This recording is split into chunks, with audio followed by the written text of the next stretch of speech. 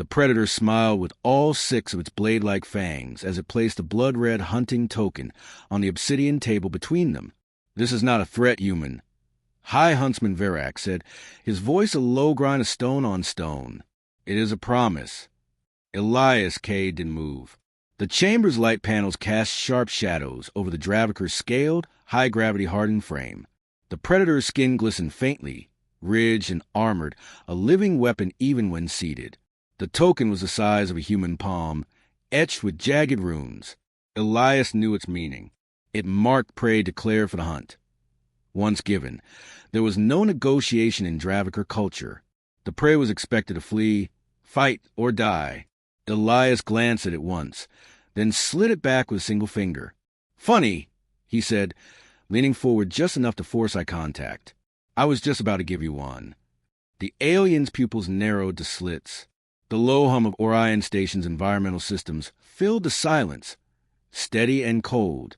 Around them, the neutral council chamber's curved bronze walls reflected neither side's colors, by design. "You mistake courage for survival instinct," Verak said at last. "A rare error. You will not live to repeat it." "Or maybe you mistake silence for fear," Elias replied. His tone was conversational, almost bored, but each word was placed with surgical precision. "We survive bigger things than teeth." The Dravaker's hand flexed, talons catching the light like polished obsidian. He didn't rise. Standing would have been an admission of agitation. Instead, he let the silence linger, testing for weakness. Elias offered none. They had met like this twice before, both times with more observers in the room. This time, the council chamber was sealed. No aides, no translators, just a universal calm field rendering speech seamless. Elias knew the predator's game. Isolation, direct intimidation, a test of psychological endurance before the real negotiations began. Verak's head tilted slightly, reptilian eyes unblinking. "Your species is new to the web of the stars. You do not understand what survival costs. We have seen hundreds of young races rise and burn. And how many of them fought back?" Elias asked, "Enough to keep the hunt sharp, none to keep their worlds." There it was, the arrogance that kept the Dravaker dominant for centuries. Elias filed away every verbal twitch, every shift in posture. This wasn't just conversation. It was reconnaissance. The table between them was wide enough to suggest formality, but low enough for either to lunge across if the moment came. The chamber's walls were soundproof and shielded, Orion Station's guarantee of confidentiality. That also meant if Verak decided to break protocol, help wouldn't arrive in time. Elias let the thought settle. It didn't make his heartbeat quicken. If anything, it steadied him. "I've read your history," Elias said, tapping the table once. "Your hunts were impressive, coordinated, efficient, but something about them always struck me." Verak said nothing. "You always chose prey that was already wounded," Elias continued. "Civil wars, starvation, internal collapse. You don't pick fights with healthy packs." The Dravaker's pupils widened slightly, microreaction noted. Elias pressed. "You call yourselves apex predators. Maybe that's true, but an apex predator without challenge? That's just a scavenger with good PR." A slow exhale, almost a growl, rolled from Verak's chest. "Careful, human. Prey that mocks the hunt is often eaten first. Prey that talks back," Elias said, "might not be prey at all." The predator leaned forward now, his bulk filling Elias's vision. "Your home world will kneel. The choice you face is whether it kneels intact or in ashes." Spoken like someone who thinks they know the ending, Elias said, "But here's the thing about humans." We changed the story halfway through. Verak's nostrils flared, the Dravaker equivalent of narrowing eyes. Elias checked his wrist slate, an unnecessary gesture, but calculated. "I'll make it simple. You came here to force submission. I came here to make sure you leave with the understanding that won't happen. Not today. Not ever. You think the galaxy will protect you?" Verak asked. "I think the galaxy will watch. And if you stumble, they'll see blood." The predator's fangs flashed, not in amusement, but something closer to acknowledgement. They sat in taut silence for several breaths. Elias knew the value of leaving words unspoken. Every second without flinching eroded the predator's narrative of dominance. When Veyrak finally stood, the motion was deliberate, predatory grace in every step. He took the token from the table, but didn't pocket it. Instead, he placed it beside Elias's elbow, the meaning unchanged but now personal. "This is your final warning," Veyrak said. "The hunt begins soon. When it does, there will be nowhere in the stars to hide." Elias picked it up, turning the token over once in his hand. "Good," he said, slipping it into his jacket. "I like to know who's coming." Veyrak paused at the chamber's threshold. "You will regret this." "Only if you catch me," Elias replied. The predator's tail, kept motionless the entire meeting, flicked once, the Draviker equivalent of snarl, before he vanished into the corridor. Elias waited a full minute before standing. The room seemed colder without the alien's heat. He adjusted his jacket, feeling the token's weight in the pocket. The gesture wasn't symbolic. It was evidence. The Draviker never gave the hunt token, unless they were fully committed. Now Elias could prove the threat wasn't diplomatic bluster. It was war in the making. As he stepped into the corridor, the muted bustle of Orion Station wrapped around him. Alien merchants haggling in layered languages, security drones gliding overhead, the distant thrum of shuttle traffic. He kept moving, eyes scanning without appearing to. Veyrak wouldn't wait for the official hunt. A predator that patient didn't survive long in politics. The first strike would come soon, and not in a council chamber. But that was fine. Elias Cade had spent half his life studying predators, and he'd learned the one rule they never seemed to understand. Prey that survives long enough stops being prey. Elias Cade didn't sleep that night. The Draviker token sat on the table in his quarters like a silent countdown. The station's low gravity made the room feel too still, too quiet. He tapped through encrypted files on his wrist slate, pulling up reports tagged RA0RWRLD, classified. The headers alone carried weight: recon losses, survivor debriefs, ecological hazards. He opened one.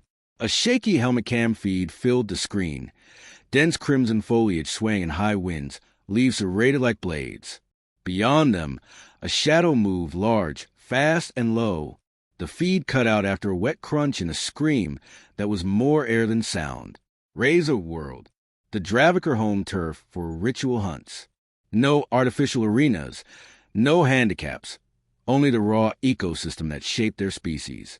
Gravity almost double Earth's, constant storms, and a biosphere that treated anything smaller than a Draviker as expendable.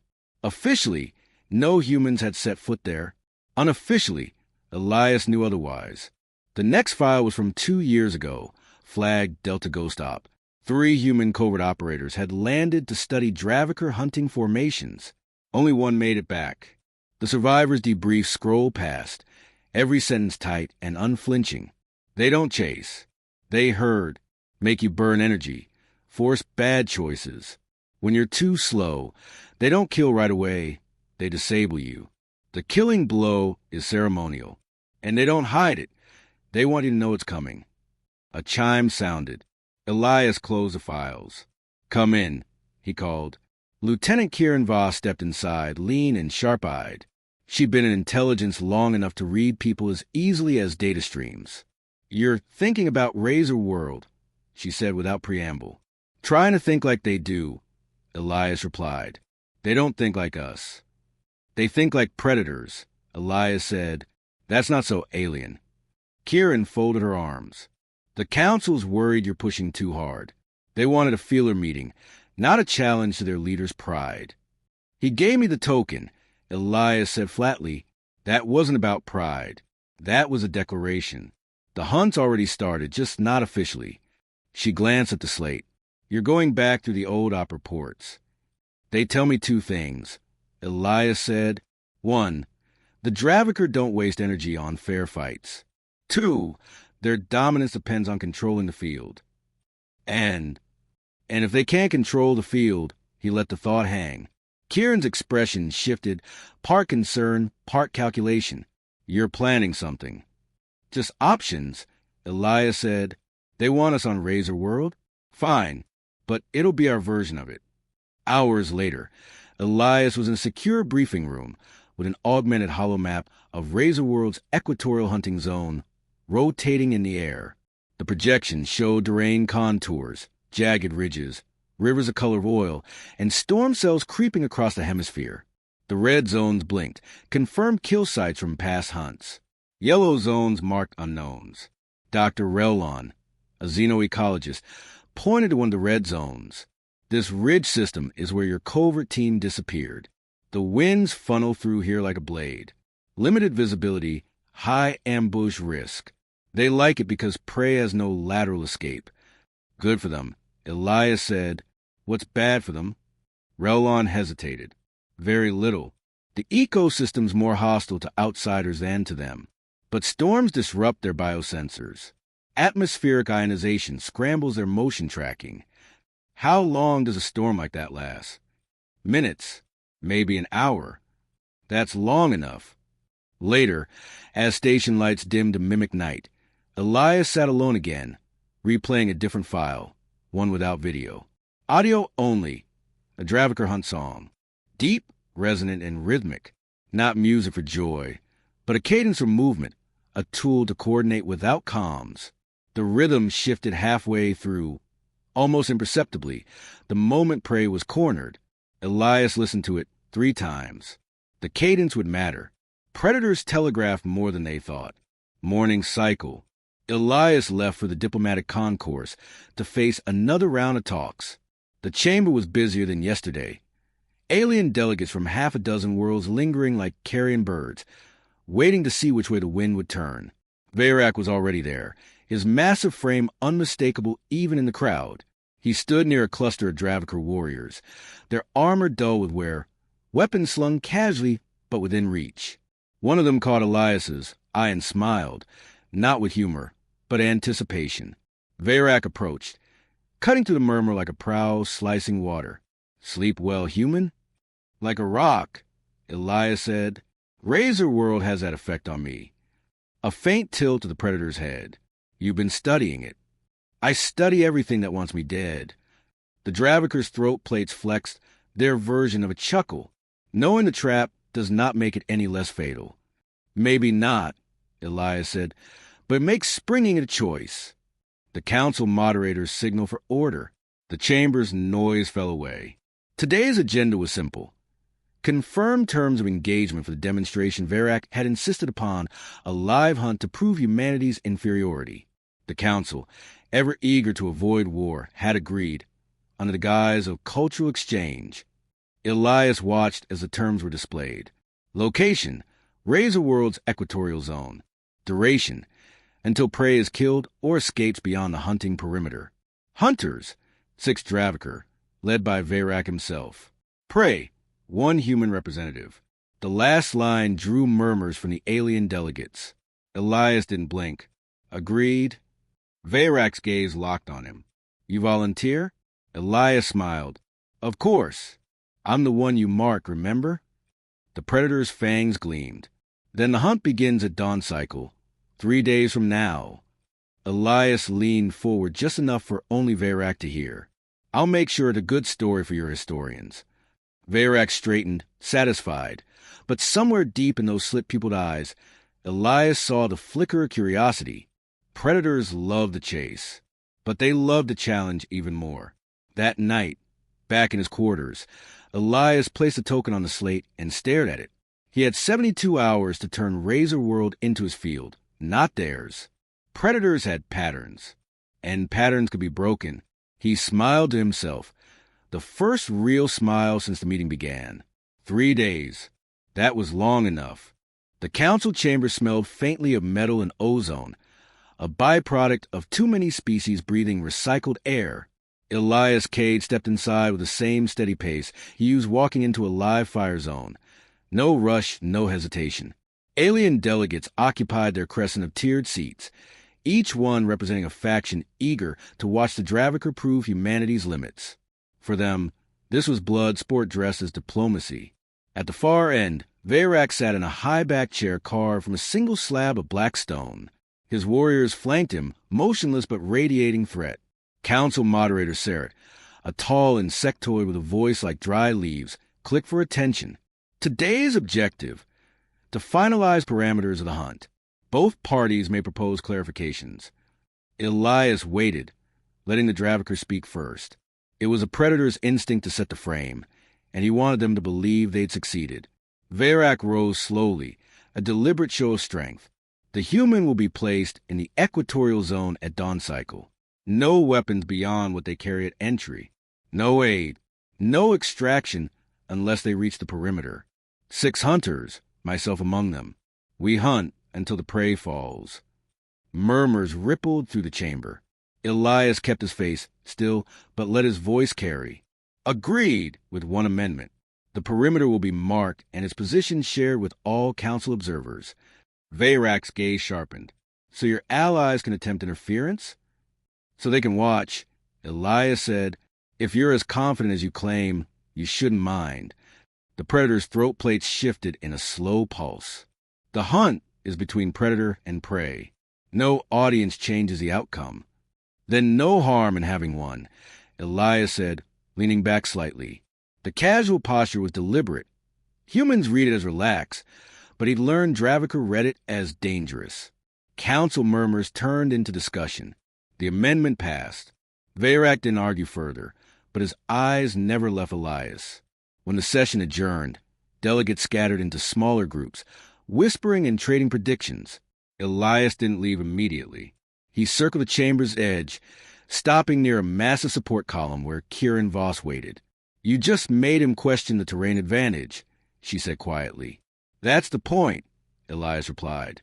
The more variables in play, the less he controls. He'll adapt. So will I. Kieran's eyes narrowed. You're not thinking about just surviving this hunt. No, Elias said, scanning the crowd. I'm thinking about ending it. Later, in the shadowed corridors of Orion Station's diplomatic wing, Elias moved without his usual security detail.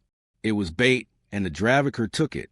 2 shadows detached from the wall ahead, tall, armored, moving with silent precision. The corridor's low lighting caught the edges of their claws.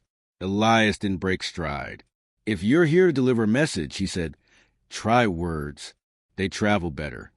The first warrior stepped forward, voice a guttural rasp. Words of a prey that hasn't been marked. The second moved to flank him. Their posture was loose, confident, overconfident. Elias let his right hand drop casually to his side, where the grip of a compact shock baton rested.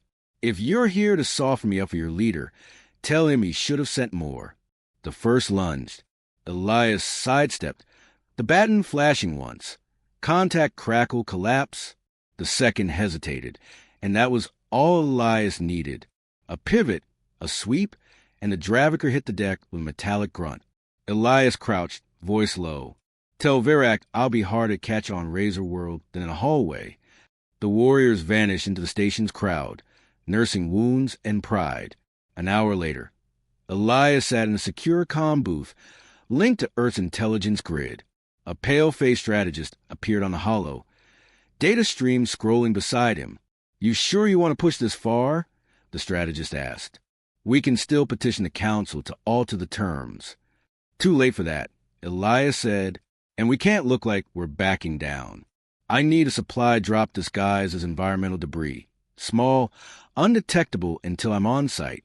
That's a direct treaty violation. It's survival, Elias said. I'm not walking into their territory blind. Not when I already know they'll break the rules if they think they can get away with it. The strategist hesitated, then nodded. You'll have it. Position?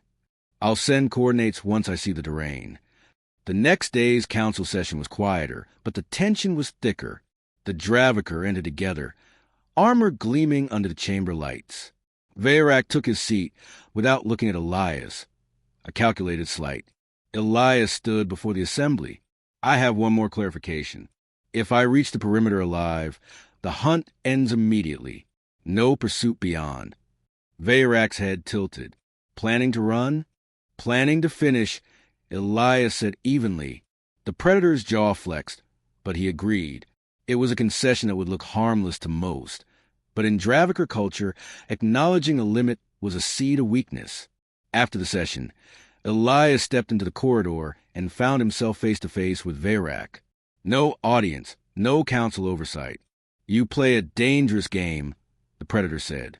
"So do you," Elias replied. Veyrak's pupils narrowed.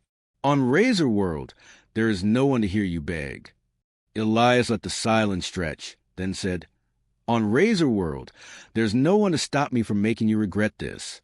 The Draviker's fangs bared in something that wasn't quite a smile. "I look forward to trying." That night, Elias met Kieran in a maintenance bay overlooking the station's docking ring. Cargo drones drifted past in the distance, lights winking in the dark. "You've been poking him every chance you get," she said. "Why?" "Because predators make mistakes when they're angry," Elias said, "and I need him making mistakes before the hunt even starts."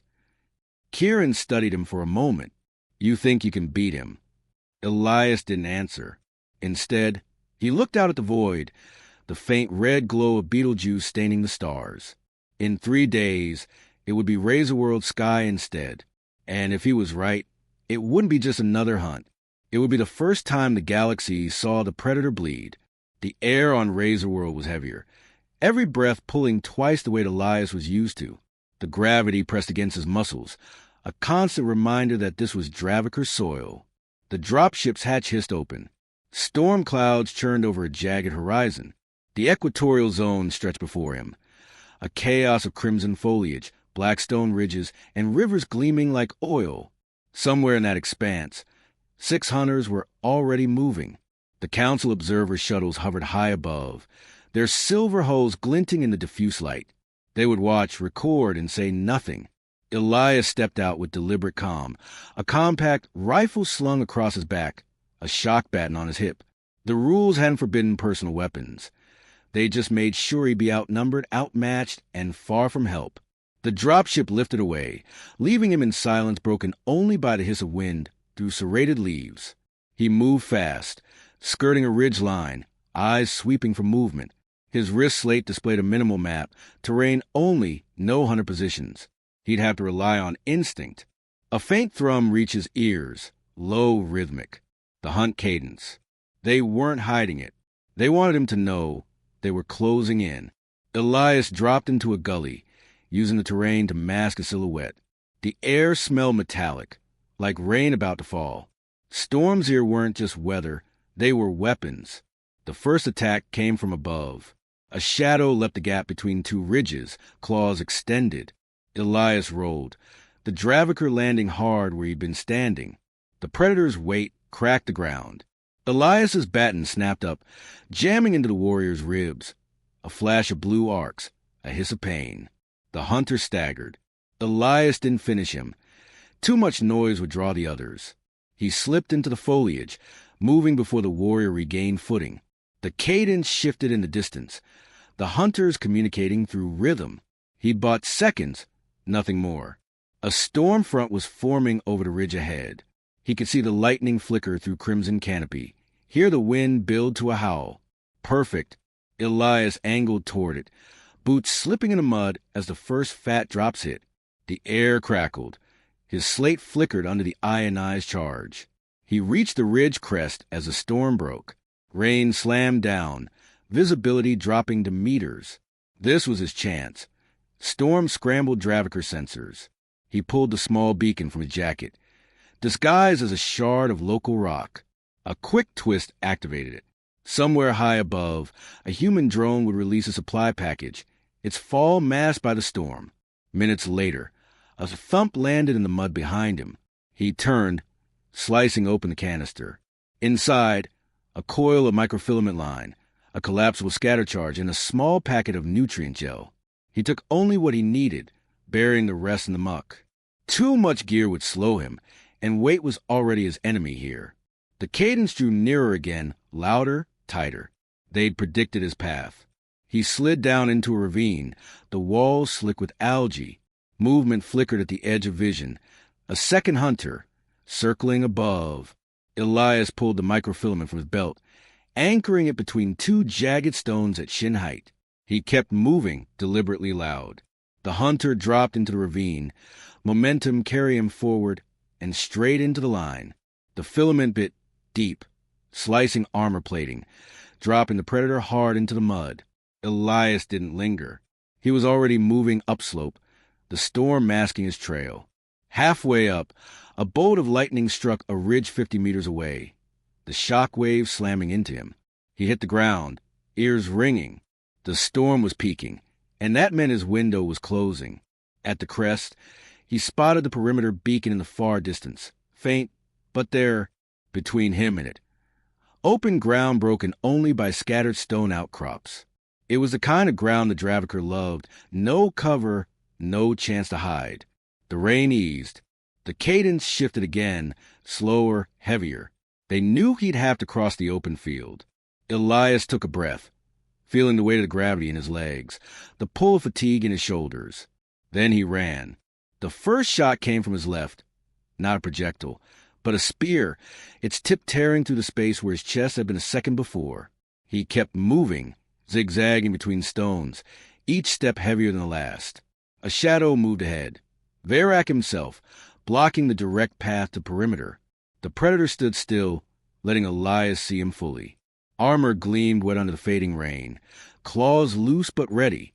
"You've made it far," Verak called, voice carrying easily over the field.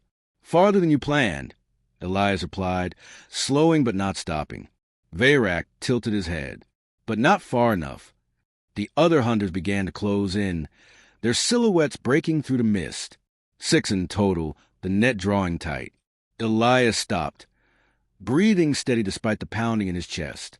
"If this is where it ends," he said, "you'd better make sure you don't miss."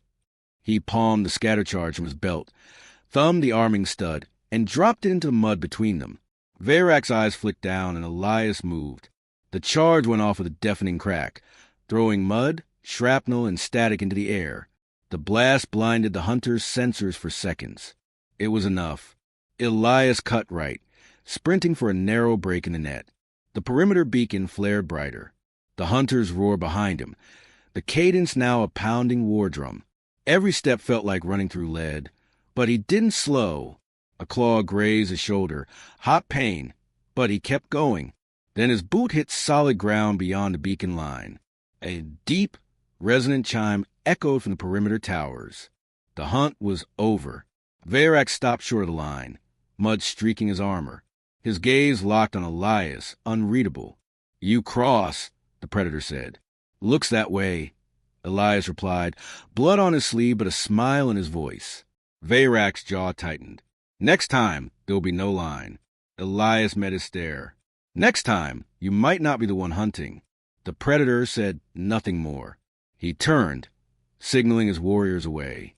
As the council observers descended to record the outcome, Elias stood at the edge of the Dravaker's world, breathing heavy air and tasting iron on his tongue. The hunt was over, but the real game had just begun. The council chamber was colder than Elias remembered, though he suspected that was just the Dravaker in the room.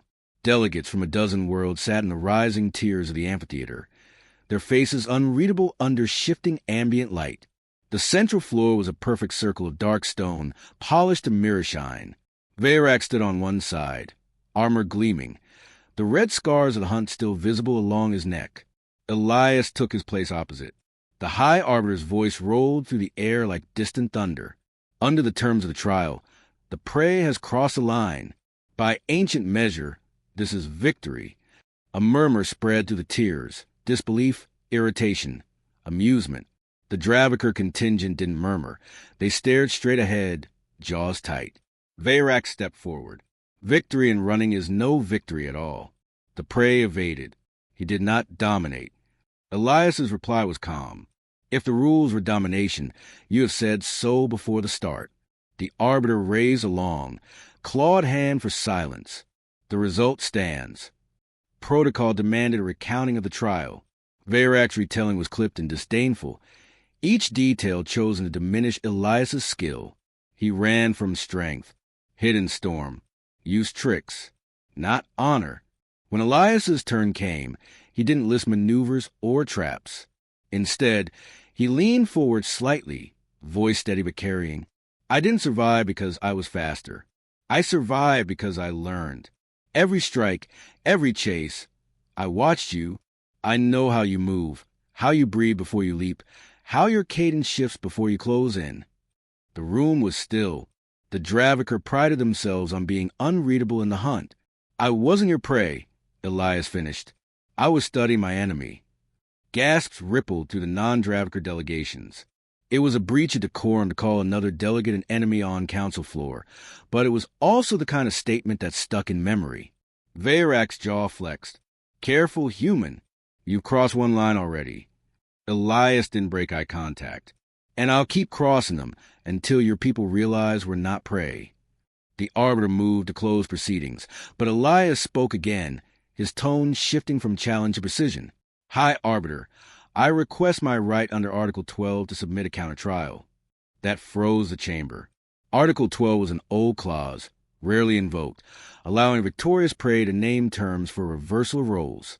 The Arbiter narrowed her eyes. You invoke the Predator's reversal? I do, Elias said. 1 year from today. Same hunt, same ground. But this time, he gestured across the floor, I'm the one doing the hunting. The chamber erupted. Delegates shouted in a dozen languages. Translators hissed to keep up. The Dravaker contingent went still as stone. Veyrak's voice cut through the noise. Accepted. The Arbiter's claws tapped against the arm of her seat. So marked. The reversal will take place in one cycle. Until then, this trial is closed. Outside the chamber, the corridors were alive with speculation. Envoys stopped Elias in passing, some offering quiet congratulations, others warning that he just signed his death warrant. At the far end of the hall, Veyrak waited. You think you won something today, the Predator said quietly. I've won a year to prepare, Elias replied. That's more than most prey get. Veyrak's expression didn't change. Use it well. I will. He turned and walked away, each step deliberate. Elias returned to the human delegation's quarters, where 2 aides were already pulling up footage of the hunt. Start with their cadence shifts, he told them. Every clip where they close in. I want every pattern logged. One aide hesitated. Sir, you're really going to hunt him? Elias didn't look up from the display. If we let the galaxy believe the Dravaker can hunt us without consequence, it doesn't matter how many treaties we sign. We'll always be prey. That night, Elias stood on the balcony overlooking the sprawl of the council city. Light stretched to the horizon, a lattice of civilizations barely held together by agreements and grudges. The wind carried scents from a dozen worlds. Spices, oils, ozone from the shuttle lanes above. Somewhere out there, the Dravaker fleet sat in orbit, silent but watchful. He thought of the storm on Razor World, the weight of its gravity, the taste of blood in his mouth when he crossed the beacon line. Those memories weren't deterrents. They were the foundation. If the Dravaker wanted Predator's game, he would give it to them. The next morning, he began training. Not in simulations, in environments that hurt.